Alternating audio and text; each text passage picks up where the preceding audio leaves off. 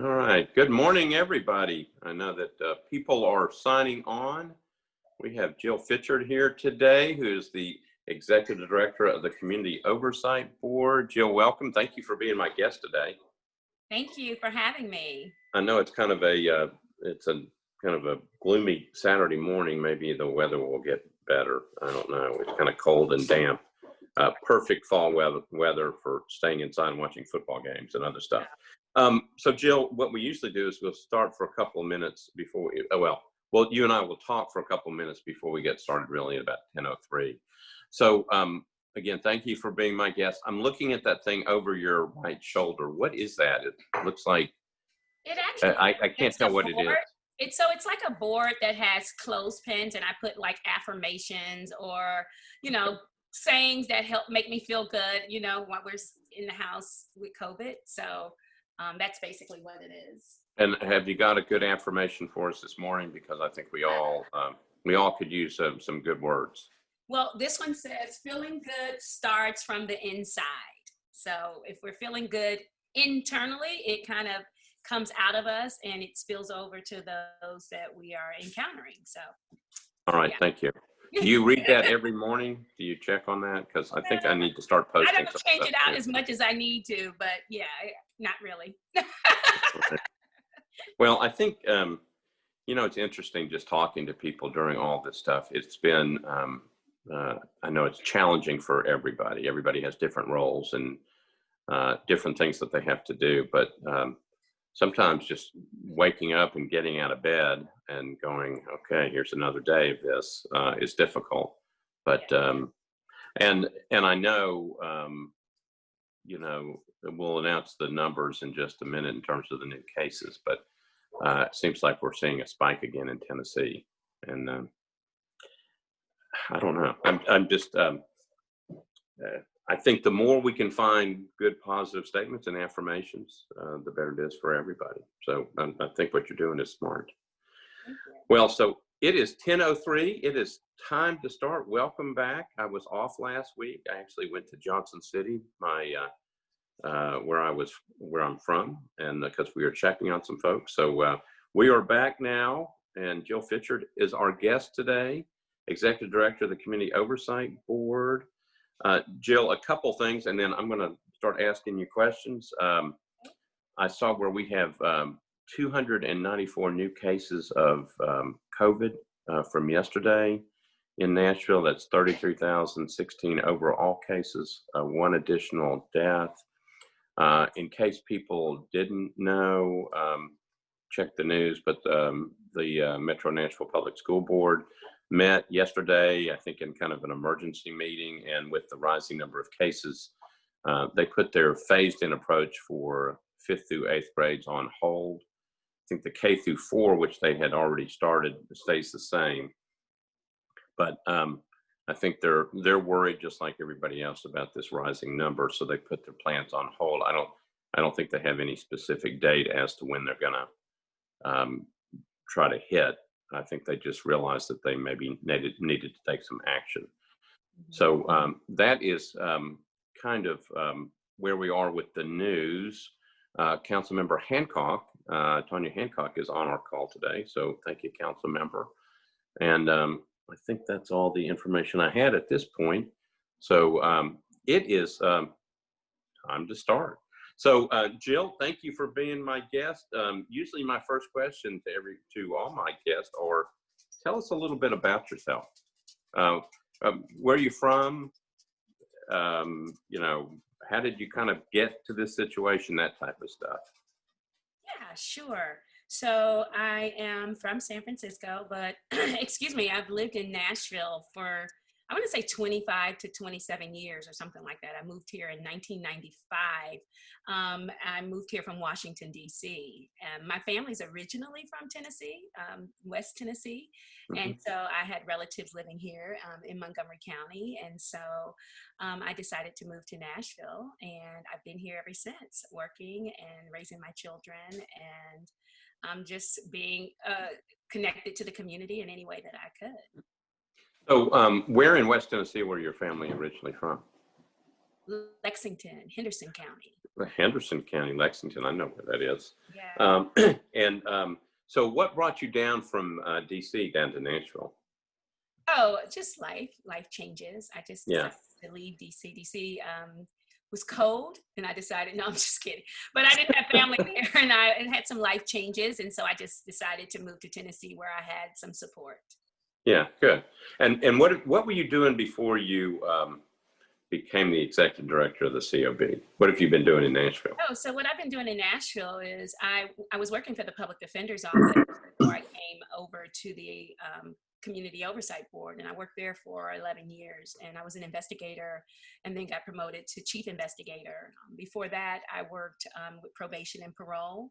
I also taught at a small college here, Remington College, criminal justice Mhm. courses. I've worked for the YWCA. I've worked for the Department of Human Services as well. So I've just kind of done that type of work where I felt that I could give back to our community and help those who I really, a lot of the people that I have been encountering were marginalized people. And Yeah. so it's been a very, I would say that my career has been very, uh, been driven by helping others who are definitely less fortunate than me, but who needed someone to help them and really listen to them and see what we could do to connect them to the right services or whatever it is that we needed to do to assist them, especially when it came to reentry. So you worked for you would have worked for Don Diener at the public defender's office. Yeah, I worked for Don. And before that, did you work for Ross Alderman? Who when you When I started? Who did came you work over there, Ross Alderman, I came over, Ross Alderman had just passed away, and Don had just gotten the position. for? Okay, all right. That's interesting that you work for the public defender's office. My brother was the public defender a long time ago. My older brother, who I talked to this morning. So he was there a long time ago. Yeah. He's I, much I might older. have, yeah, I think his picture is on the wall in there now that I think about it. Yeah. They have Well, like all the public defenders list, their photos on the wall. no, he's much older than I am, and yeah. So tell me how you got to the Community Oversight Board, and then once we do that, then we will get into kind of what the Community Oversight Board does. Well, leaving from so when the community oversight board was put on the ballot, I was very interested in it from the get-go because I think it was it was a very necessary thing for our community, especially because we had two high-profile shootings, and so I wasn't really aware that I could be a participant because I worked for Metro at the time, so I couldn't really be on the board.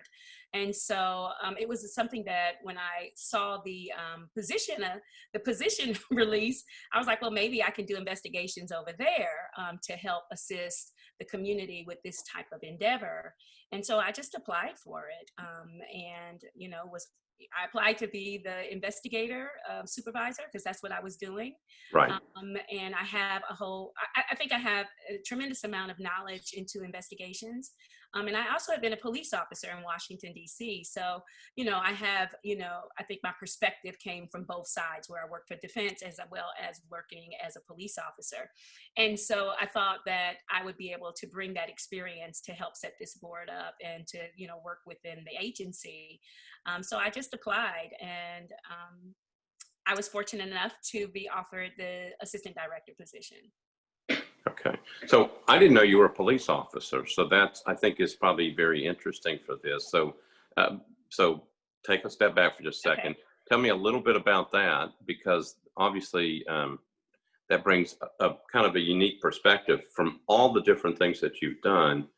Tell us a little bit about being a police officer, and then we're going to get into how that all kind of works together with the Community Oversight Board. Sure. So I was a police officer in Washington, D.C. for right at 5 years. And of course, Washington, D.C. is a major metropolitan city. And so I was a young woman who was police professional, and it was a challenging career. Of course, I also had, children, and I was married. And so, but overall, I think it was very rewarding for me. There were, I can just start. I was in patrol. I worked at special events. I worked for the Special Operations Division. I also worked for a short time. I was detailed to Narcotics and Special Investigations Division. I did some undercover prostitution. I've done many things up there in the police department, because you have the opportunity to move around and try different things and to see where your fit is. And Yeah. so, yeah, I think that I had a well-rounded experience there. All right. So, okay. So let's get into Community Oversight Board. Okay. So we have a number of people that watch this either live or they go back and watch it. And some people may go, I know what that does. Mm-hmm. And then if you ask them, they go, well, I think I know what it does. So from a general perspective, and this has been around for, 3-4 years in terms of the Community Oversight Board. Actually, not that long. It's been probably, 2 years? I'm sorry. Yeah, we're going to the second year. Yes. Okay. So 2 years. It just seems like it's, I was trying to remember when, because I signed the thing to put it on the ballot. And then I think I remember when, because I was vice mayor when we actually went through all this stuff to pick the original folks to be on the thing. So it's been 2 years. Tell us generally, what is the function of the Community Oversight Board? What are they supposed to be trying to do? And then we'll talk about how successful so far it's been, because I know there's been challenges. Well, there's two different functions. So you have the board who governs what happens, right? And then we have an agency. And so I, of course, am the executive director over the agency, but of course I work for the board. And so the agency has 10 staff members. Well, it's a total of 10 of us. And so what we do is we take in investigations, complaints of alleged misconduct. We also are able to do research and policy advisory reports. We also should be doing more community outreach so that people know what our services are. And so I think that we're functioning like a regular governmental agency, which is, the day-to-day operations of a metropolitan agency, a metropolitan government agency. The board, on the other hand, is 11 people who were chosen from the community who want to be a part of, dealing with the issues that surround policing and the practices of Nashville. And so what we've been doing over the course of the last 18 or 19 months is, really trying to figure out the processes and, getting, and I don't want to get too deep into it, but like setting up our processes, which is our rules, our standard operating procedures, our bylaws, so that we're able to function in our fullest capacity. And of course, there was not a blueprint. This is brand new to Nashville. And so we were in 2 temporary spaces. We all have, we have a legal advisor, we have the executive director, an assistant director, 3 investigators, 2 research analysts, a community liaison, and 1 administrative assistant. And so we are all trying to figure out like what it is that we need, because there's no blueprint. Like Nashville hasn't had a new agency in many years. I think the last agency that was implemented was the Family Safety Center. And so that's been, 6 or 7 years ago. And so it's, I think the beginning of this was spending a lot of time trying to navigate through, governmental stuff and setting up an agency. But I think we are in a good place now. We have our own space. And we are functioning in our fullest capacity. One of the things that we did was we started taking investigations before we had the MOUs and those things in place, which kind of set us back some. It seems like we are now where we should have been last summer, and we're just there now. And so it's been many, many months, which I think have been super challenging to the board. as well as to the staff, because, you know, we spend a whole lot of time struggling to get access to the things that we need to be able to function in our fullest capacity. Okay. So tell me, let's break the agency down separate from the board, which is sort of what you were doing. But tell me, now that you've kind of got more structure to the agency itself. So just like any metropolitan, you know, government agency, there are certain functions that it has. So if you were to, you know, if somebody were to say, okay, forget the board for a minute. What does the agency do on a day-to-day basis? What is the basic functions of the agency? Is it to kind of receive complaints and then go out and investigate? Is that the primary purpose? Or is there some other stuff as well? And then I guess the other question would be, if somebody, you know, what are they supposed to be giving to the agency for you all to review?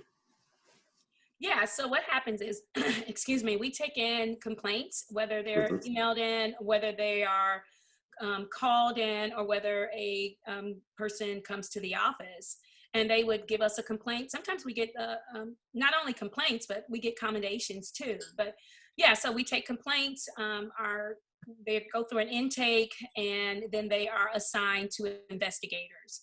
And so that's one of our functions. The other function is to reach out to our community members, as well as not only community members, we should also be reaching out to the police department and other partnering agencies to talk about ways that we can help bridge the gap between the Community Oversight Board as well as the community members, right? And so we have our community liaison to do that. Of course, with, you know, when we think about what's happened over the last few months, we kind of had a stop in our outreach function in the capacity that it should be because of COVID and the pandemic and the tornado. And so, excuse me, we have that. So we have the community outreach part, we have the complaints and investigation arm, and then we have our research, which has been very helpful in determining where there has been deficits in the policing practices in Nashville, whether it pertains to policy reviews, use of force, the eight can't wait, or, you know, what's happening with the criminal justice system during a pandemic. How are the responses? How many people are being incarcerated? You know, so looking at the trends in policing, that's what our research team does usually. Okay, so tell folks a little bit more about the reporting. Are there reports available for people to go look, and can they find them yet? And where are they? That type of stuff. And then I'll follow up after that with a question. Okay. So yeah, what happens is, how the process works is we get research proposals, right? And when we get those, whether they come in from the community or whether we as a team decide that we want to research a particular topic. Once we do that, then it goes in front of the board as a proposal. Like, this is something that we think is important. This is going to help with policing in Nashville, or this is something that the public has inquired that we research in. So once we get that proposal approved by the board, then our research team begins to do what it is that they need to do to get all the information as they are researching a particular topic. Once that particular topic is researched and they get enough information, they at that point release it to the public for public comment and public review. And once we do that, it's also put online on our website. If you go to mnconashville.com, it will pull up our website, and you'll see a link on there that says, research proposal advisory reports, it says. And so that is where you will find all of our research proposals, the ones that have been approved, and then the ones that are in the works as well. Okay. All right. So eventually I'm going to work my way back to the board to see what they do. But here's a big question for you regarding those reports. And I've read some of the stuff because you had sent it to us and I was looking through it. So we had your former boss on one of these Zoom calls, Martisha Johnson, who I really think the world of. And it was during that period of time where there were lots of protests going on and rallies, and it was and she said something that is true, and it's always been true, and other people have said it, but it's been sticking in my head, and it was about less conversation and more action. And so a lot of the focus, at least from the standpoint of some of the stuff we're trying to do at the city council, and it's always difficult, I understand that, but in terms of your reporting and actually doing this research, how do we take the information that your researchers do and then get it to the right people to see if people act on it? So taking what the public defender said, and it's like more specific action. The reports you do, are we not doing a good job of taking that and then trying to say, look, this is what the research says, this is what we should be doing? How do we get more action out of some of this stuff? Yeah, that's a good question. So what we do is we take the reports, we have our recommendations, and we send it to all the CJ stakeholders, right? So it would go to the chief of police, it would go to the mayor's office, I send it to the city council, and those stakeholders that are involved specifically in whatever the, excuse me, whatever the proposal is. I think that, and so for instance, when we sent out the 8 Can't Wait campaign, that information, it got to you all while you were in the process of, working on it. Some of the city council members were working on the 8 Can't Wait. I think that it was very helpful. Our research was helpful to the council as they began to draft up their own legislation, right, and their ordinance, because some of them reached out to us to say this was, having that information was very helpful for you to be able to draft up whatever resolutions or ordinances that you want to support that. So you now have, you have this empirical data, you have this information to support what it is that you're asking for. So I do think that the recommendations that we're presenting, they're rooted and grounded in data. And so when they go to the police department, it is to enhance their policies and procedures. Now, we also know that they're not going to, readily accept every single thing because, you have to weigh how it fits into policing in Nashville. But I think that right now we have several recommendations that are out there. We have one from our immigration report. We also have research for the 8 Can't Wait. That's still outstanding. And then we just did one, it just got approved actually last night, and it is for use of force. And so I think that what would be helpful is that the city council members and any CJ stakeholder, that they would review those to see how they fit in with the policies and procedures of MMPD. Okay, 2 things from that. One is, can you repeat the website address so if people are interested in looking at the reports? If you just repeat it for everybody right now. Okay. Yeah, I'm sorry. Yeah. MNCONashville.com. MNCONashville.com. Okay. The second question is more difficult, and it's the same question we have, and they just put it up on the screen so people can see it. There is an ever-changing climate. I think that was one of the questions that we got over the week. Ever-changing climate in Nashville. It goes back and forth really quick. You've got a national election less than 2 weeks away. See what that's doing. There was you're never sure exactly where everybody is. The key to some of these groups, and the council does the same thing. We can pass a resolution that says, 8 Can't Wait. That needs to be implemented. You all can do a study that says that. The key has always been that next step, which is how do we actually do it? So we can pass resolutions all the time and nothing ever changes. But the key is to go, okay, so if this really is something we need to implement, and then the police department can say, well, we've already got that. We're already doing it. Question is it being done correctly? And how do we make sure that if it really is good policy and everybody says we should do it, how do you make sure it's implemented? And is that a role for you all to follow up? Or how do we figure out how to make sure that if we've got changing policy, that it does get implemented? Right. So I would say two things. So I can use, for example, the 8 can't wait. So in that, there was one of the, I think the number one part of the 8 can't wait was one of the recommendations was the chokehold, Mhm. right? Like that chokehold policy was implemented. It was also requested as a part of the 8 can't wait. Well, the issue is it was in Metro Police Department's policy that, chokeholds were banned. But what we did was strengthen that, right? We made it explicit. We strengthened it because not only what we thought was best was not only chokeholds, but also strangleholds, right? And also like where a person was putting pressure on a person's neck. And that is the same thing that happened in the George Floyd case.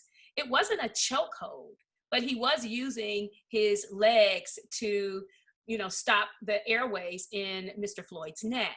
And so what we did was we strengthened that policy to add that language that was very explicit. And what we found is that Nashville PD, their policies have language that might look on the surface that it's great. They don't do this, but it's not explicit. And because it's not explicit, then there's room for misinterpretation. And so I Right. think that that's one of the biggest issues, that the policies are very explicit in regards to certain things. And then to get those implemented, what we have in place is that once we send a policy to the police department we send our recommendations to the police department, they have to write back and let us know why they don't want to implement the policy. And then we've had to go back and forth with the other chief regarding our immigration policy and because what happens is someone is saying, well, we can't implement that policy because of X, Y, and Z.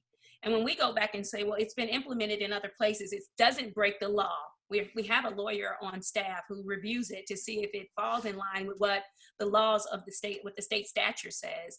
And if it doesn't, like, we want to know why you don't want to implement this, or you don't want to use the language that's very explicit.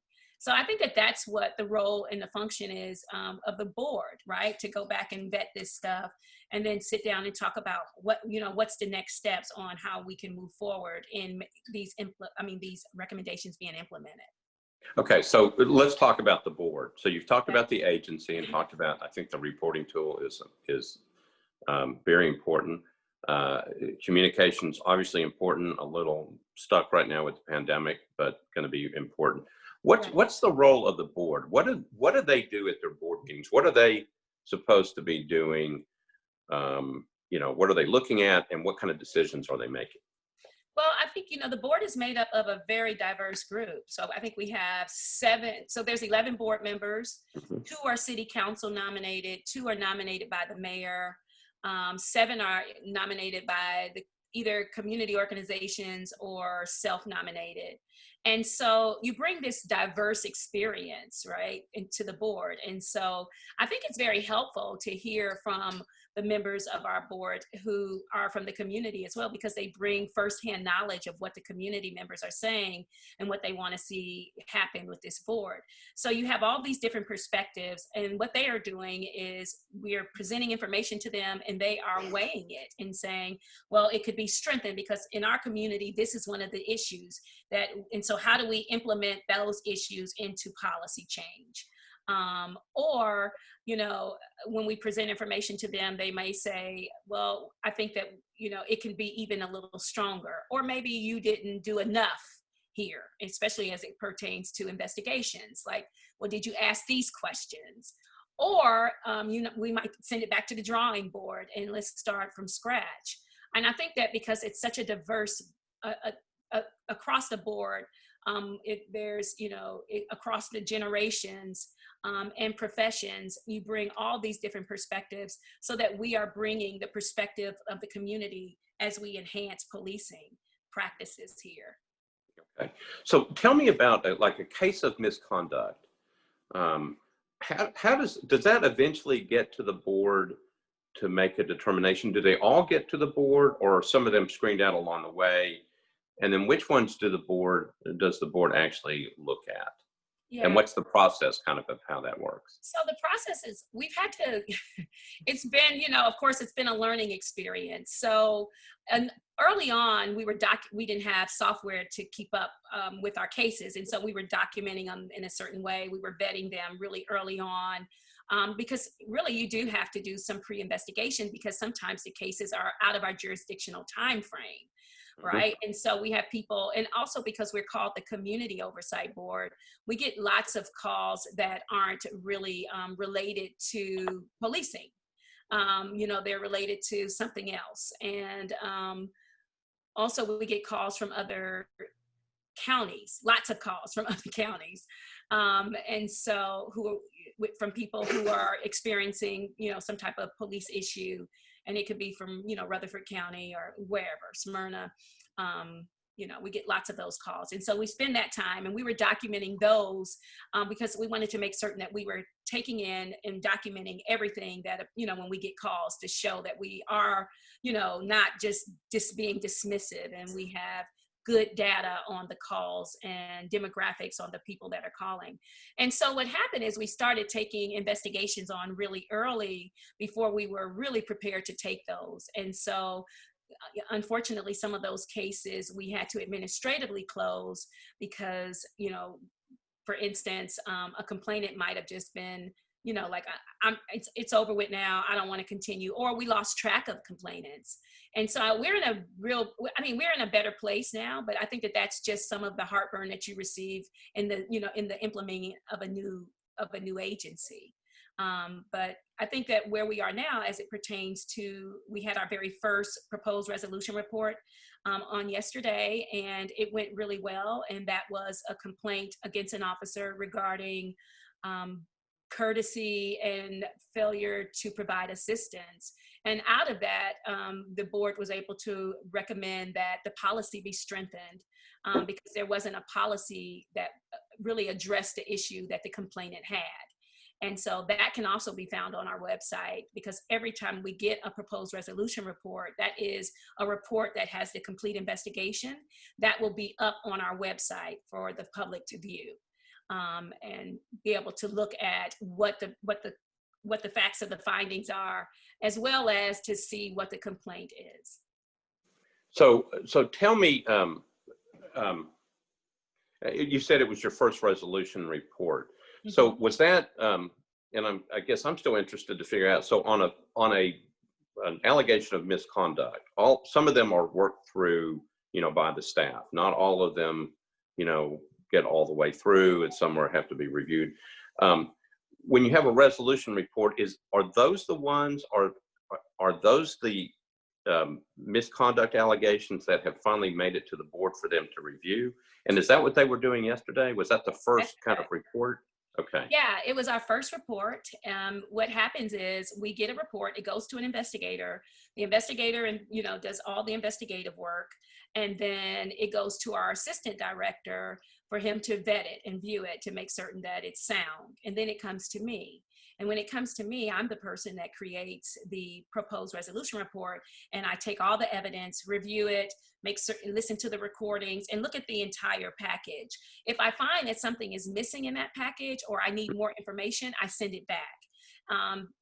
And so that can, we have a 60-day time frame, but sometimes that, because we haven't had access to the records that we've needed, all of ours are way past the 60-day mark. So we're trying to get those moved quickly into the process, but since we had never done the process, we decided to start with one case and go through that process yesterday.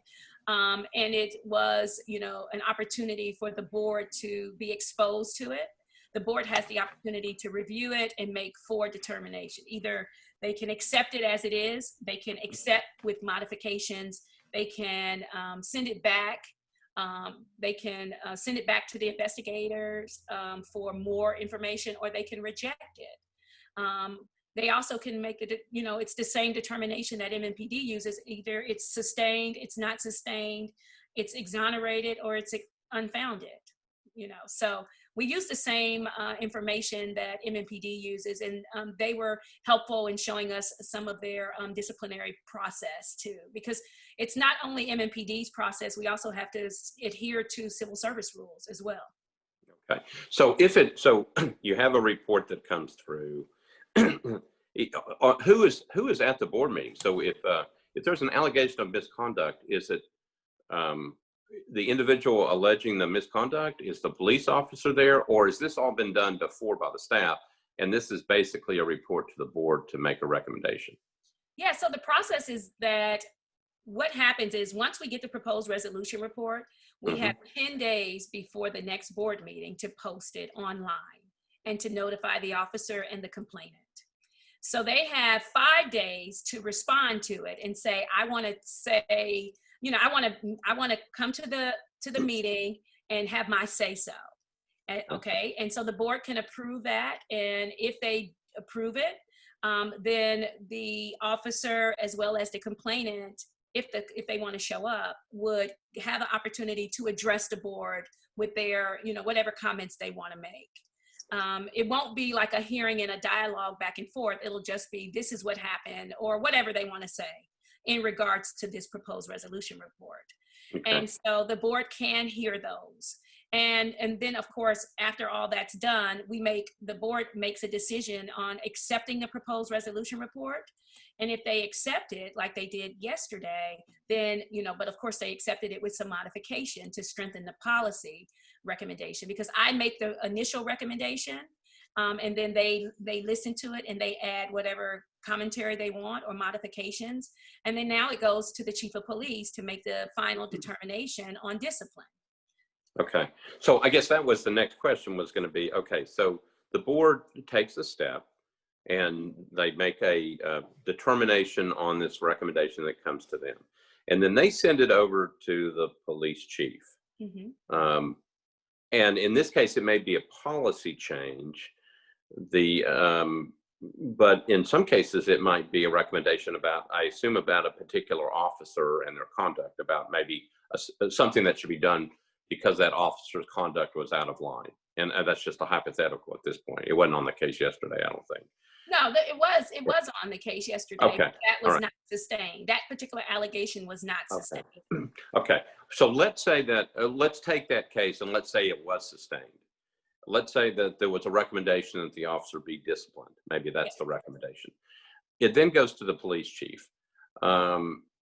Again, hypothetical, let's say the police chief says, we're not going to change the policy and we're not going to discipline the officer. What happens at that point? Because they have now taken a position, and again, this is hypothetical at this point. They've now taken a position contrary to the board. What happens? What happens at that point? Well, I think that at that point, it just becomes very, you know, the public is going to want to know why they would take that stance. They have to send well, we've asked that, it's in our MOU that the chief of police gives us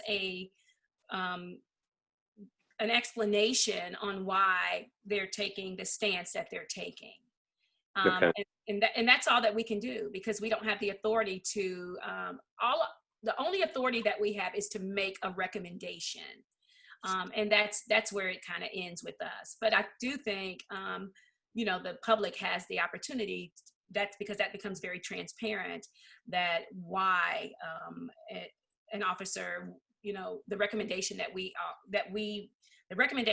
propose wasn't accepted. And I mean, that's where it kind of ends with us. Okay, so let's move away from the personnel part of it, go to the policy standpoint, because I think this is really interesting. Yeah. So you can do a tremendous amount of work on policy. You can do your own policy without a complaint coming in, or a complaint comes in and you look at it and you go, you know what, this policy needs to be updated. So, so maybe I'll give an example. So we had Greg Blair, who is the head of training for the Metro Police Department. He was on our call. So the chokehold part.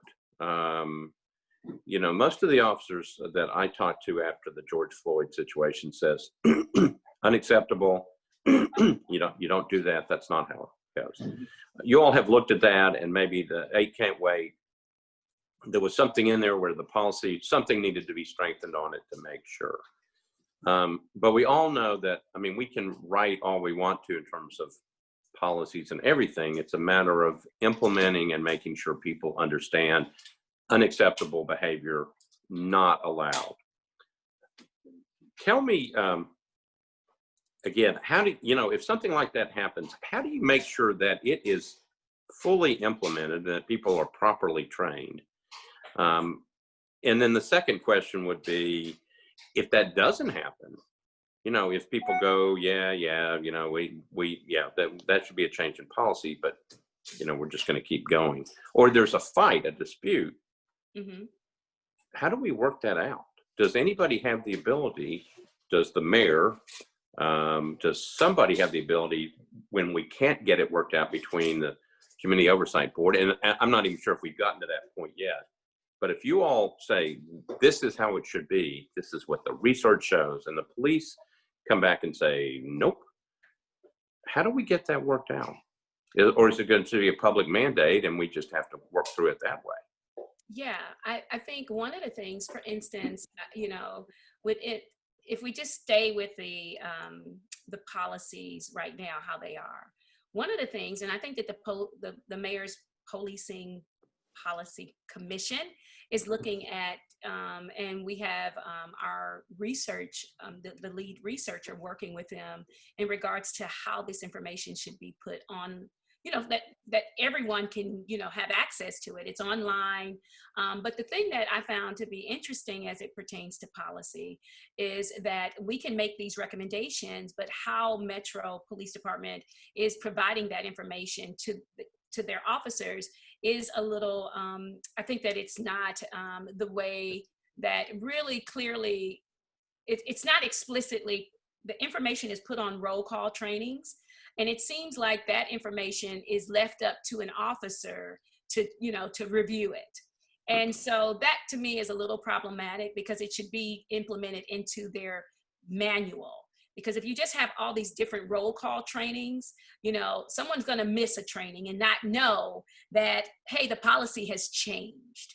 And so I think that, you know, having it where it's all in one place, that officers are required to review that information and be trained on it. That's one of the things that we have asked, that it be explicit in one of our policy recommendations in the immigration report, that, you know, how do you keep track on knowing that an officer has clearly read the policy and understands how to implement it? And if it's not in the manual and it's on these different, you know, databases or, you know, particular intranets where they have to go through and, like, you know, and you're saying, hey, you're responsible for it, but there's nothing to really, they haven't literally been trained on it, I think is a problem, right? Because then how can you hold them accountable for not knowing something if it wasn't explicitly, you know, given to them and they were trained in it? So that's one thing. And I think that you know, once we send out these policy advisory reports, what we do is we also send it to the mayor's office, so that the mayor's office and his staff, his policy director, is aware that these are recommendations that we want the police department to consider. We also send it to the council, so that you guys are aware that this is a policy recommendation that we think is a good one for our city and for our police department to implement. And so I think that since this is happening and it's new, I think it's important that we do find some common ground on how we can work together to make certain that the policies for the police department are strengthened and that the COB's recommendations are supported. Okay. Very helpful information. Okay, so let's go to, we have about 15 minutes left. I'm going to run through some of the stuff that people ask. I've been trying to get them in, but a big one. What's the relationship between the COB now and the police, and I guess specifically the interim chief, Chief Drake? But what is relationship? Okay, is it good? Is it getting better? Yeah, I think that, you know, so we haven't had any issues with the interim chief. I think that when he took over, I want to say sometime in mid-August, I think that's when it was, we were in the midst of a new MOU because we had some problems in the summer. And so he came in and he, was very, I think he was like, hey, whatever it is that I can do to help get this process started, um, I'm there to do that. And he came to our meeting. And so I think that I think at this point, have had, they have been really cooperative with meeting our goals. And that is something that we didn't have for 18, 19 months. So, it has been a change. We have been able to create, I would say the people that we didn't necessarily know who to contact before, it's very clear now on who we need to contact for what information. Our new MOU has, I think it's going to be really good for us to be able to move forward and to do the work that we are doing. And so I would say that at this point, we are still, in the process of building and learning one another and what our roles are. And I think that if they continue to support our goals and in the mission of the COB, then I think that that's a good thing. Good. Well, I'm glad that the relationship is getting better, and everybody has their distinct role to play. Mm-hmm. But the more cooperation, the better it is, because the better chance at actually getting policy implemented and making change. That's good.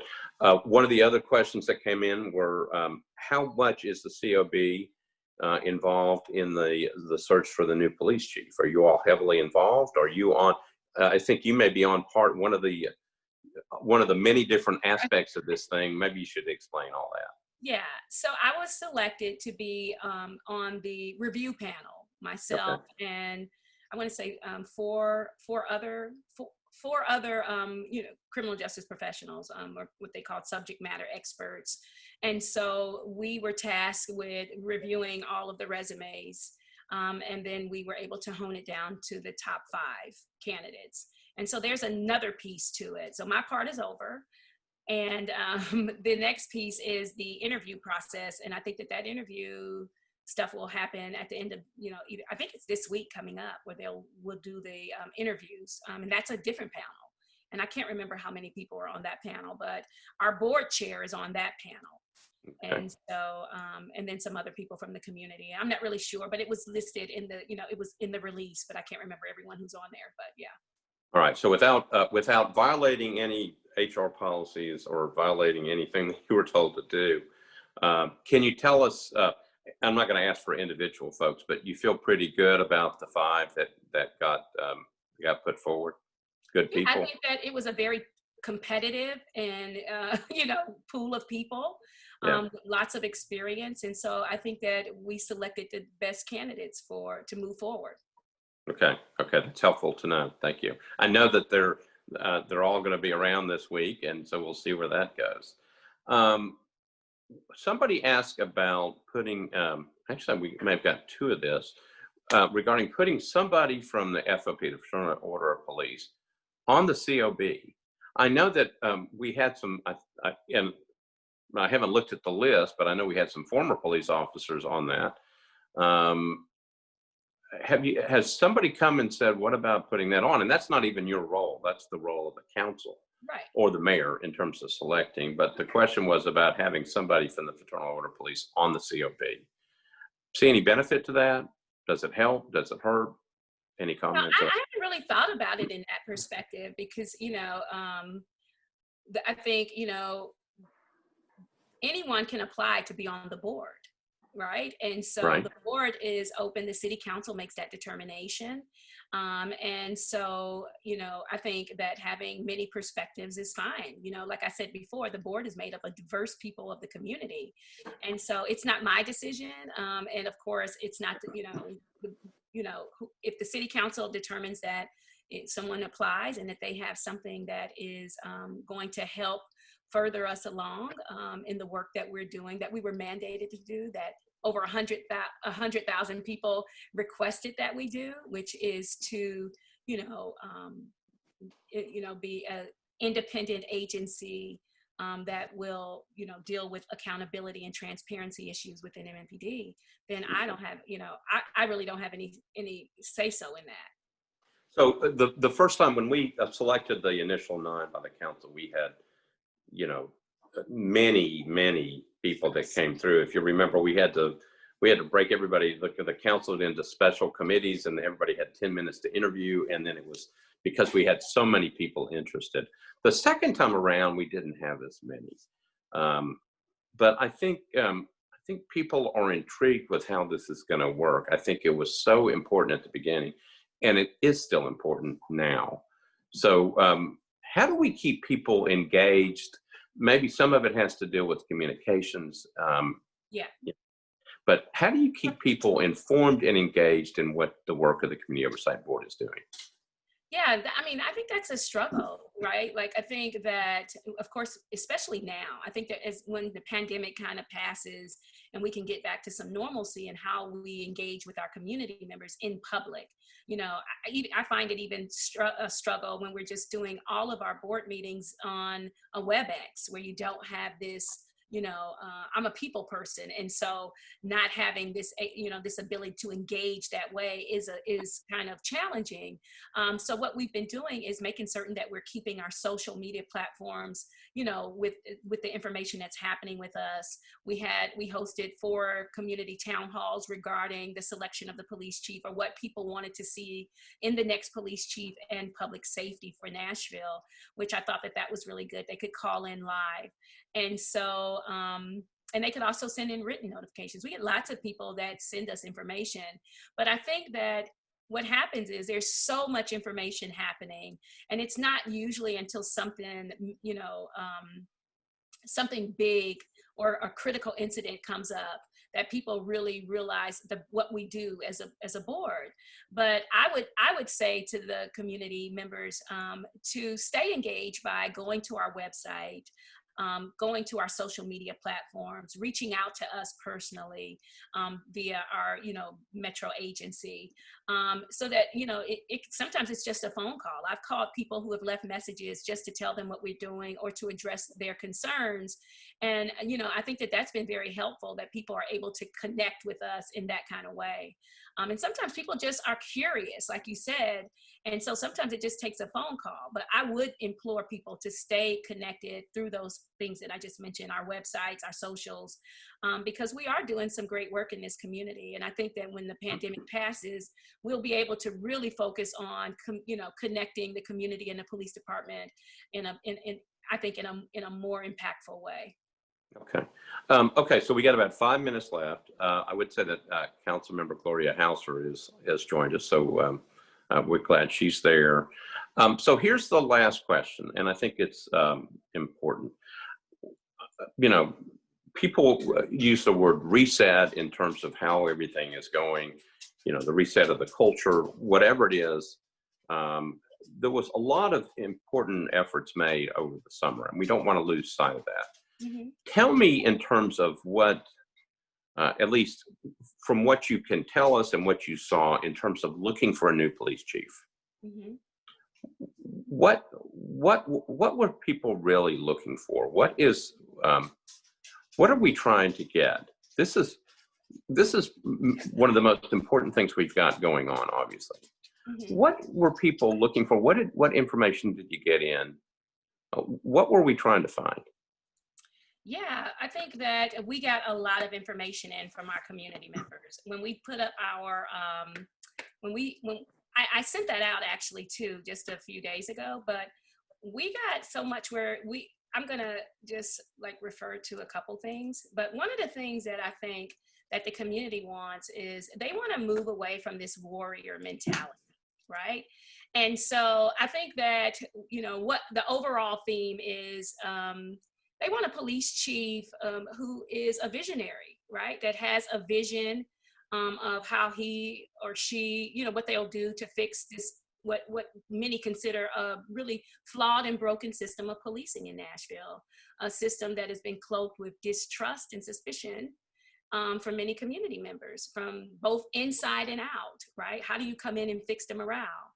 And so I think that it's going to be a difficult and tremendous job to just reset the culture.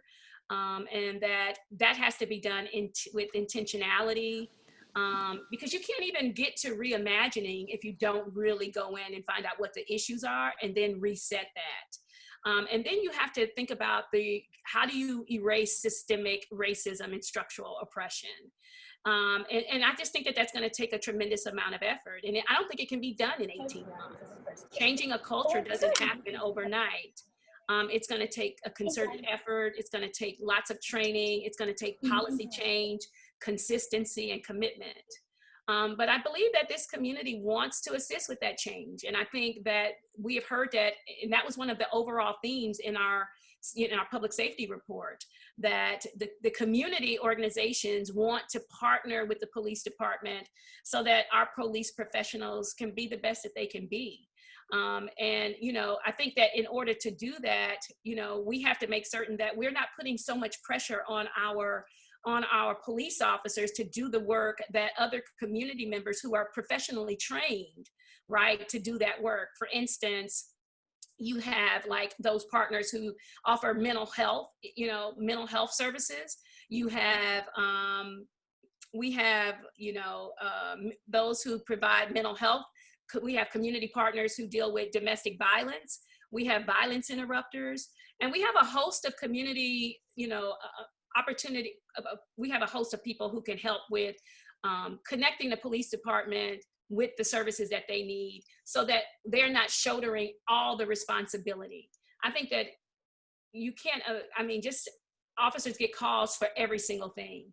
And so I think that having a person to be a chief who can really understand the fundamental issues, that how do we change foundational things that have been set in stone for so long?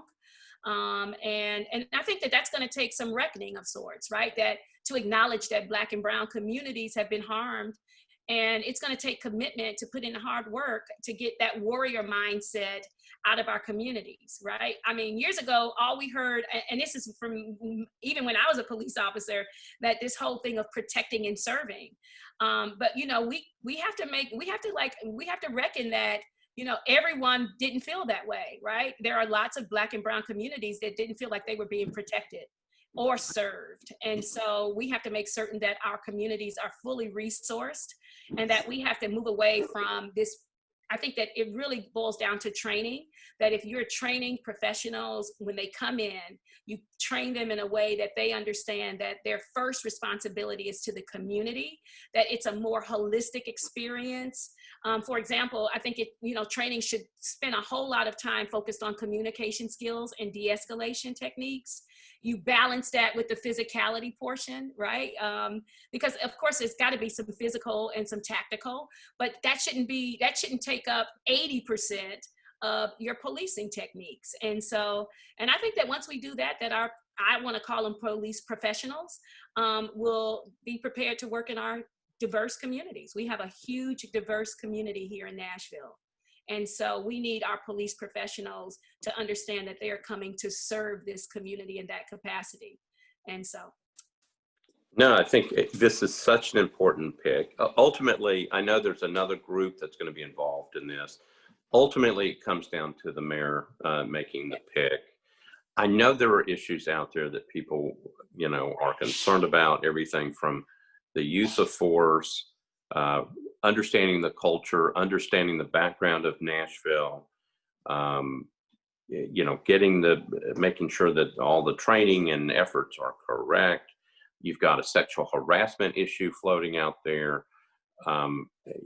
So what I'm glad to hear is that this group feels like they've got good candidates that hopefully understand all this stuff. We've got a lot of work to do to get this right.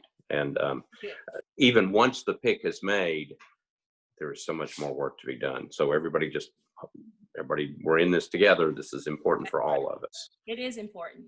Right. Jill Fitcheard, thank you for being our guest. It is right at 11 o'clock. You've been great. So much information that was shared. I encourage people to go to the website, look at the reports, look at what the Community Oversight Board does, We pick new people every year because people roll on and off.